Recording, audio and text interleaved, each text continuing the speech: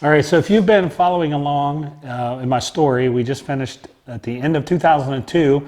So now let's pick up at 2003. So stay tuned and let's talk about what happened next.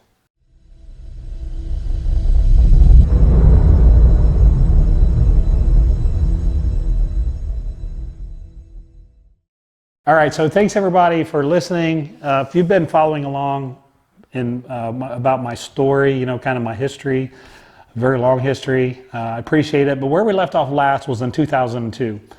And I told you that I did the Nationals at the end of 2002. I believe that was in November. And I ended up getting 10th. A lot of really good guys in that show. Abbas Katami, Mike Dragna, Sean Roden, actually, I think was either 12th or 14th, something like that. Anyways, I ended up getting 10th. It was a very tough show. So I felt like I was very competitive, but 10th is a little disappointing, especially when you show up in as good of a condition as I had. And if you've been following along, you know there's been a lot of ups and downs along this road. At the end of 2002, I decided that, I was still pretty young, and what I wanted to do was start a family. So I took 2003 off, and I tried to start a family. So in 2003, it was really just dedicated to working. I was at the bank at the time. I was working for Chase and trying to start a family. 2003, it didn't work out. We never, my wife never got pregnant. So I decided at the end of 1 year to get ready and compete again in 2004. And it was pretty interesting because I responded very, very well to training and my diet and so forth. So in 2004, I ended up doing the North American Championships.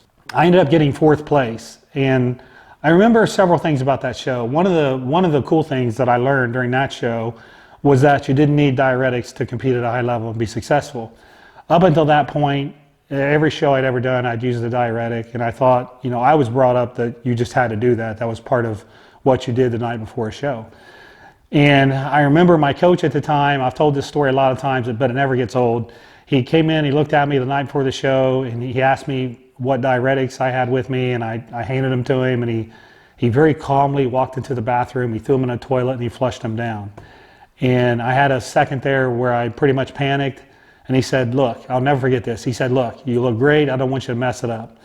So I trusted him. And I ended up not taking any diuretics. The next day I felt great. It was the best I'd ever felt on stage.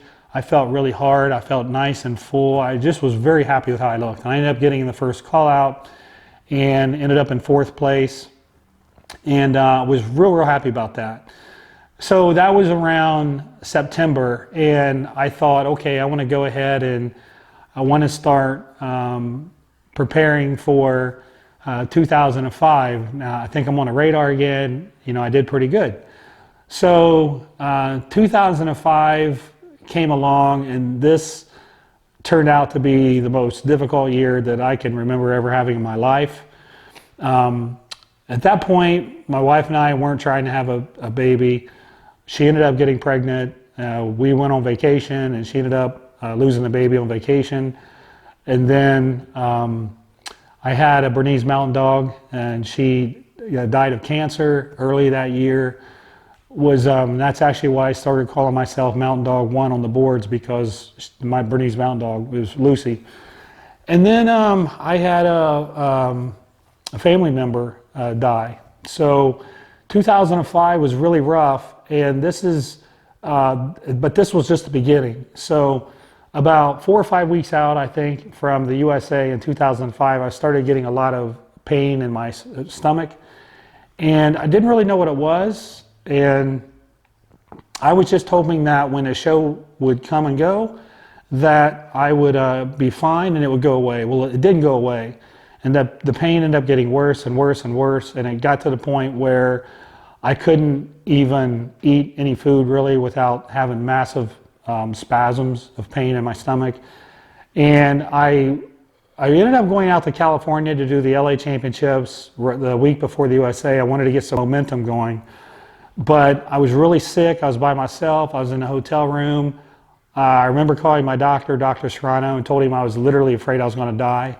But I ended up doing the show. It didn't go real well. I ended up getting 4th place. And then I went to the USA. I remember I went to Vegas. We had a hotel out there, and I remember I basically didn't eat that entire week. And I ended up getting like 12th or 13th place at the USA. And again, I thought, well, the show's over. I'm going to get home. All this pain is going to go away. So I went home, and this is where it got really bad. So the pain never stopped. I ended up having to go to the emergency room. And shortly after that, my third trip to the emergency room was where I started. I was bleeding to death in the emergency room, and that's when I had to undergo my emergency surgery to save my life. I ended up losing my entire colon.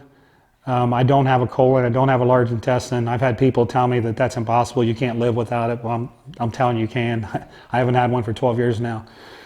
So it was really tough. I had 32 stitches or 32 staples going down my stomach. I ended up having multiple surgeries after that. And 2005 was just a brutal year between losing a baby and losing my dog, close family, and then getting sick and almost dying myself. Was just a brutal year. And I had problems all the way up to the end of 2015. I continued to have more surgeries due to some complications I had. And I remember Christmas in 2015. I remember I was just thinking I was down to 100 and I want to say like 172 pounds or 168 pounds. I was in that ballpark. You could see like all my bones sticking out everywhere. And I remember just thinking, man, how am I ever going to come back from this? So I'm going to stop there. I'm going to end it at that. That was the hardest time of my life, but things turned around. And in the next episode, you're going to hear how things started turning around. So thanks for watching.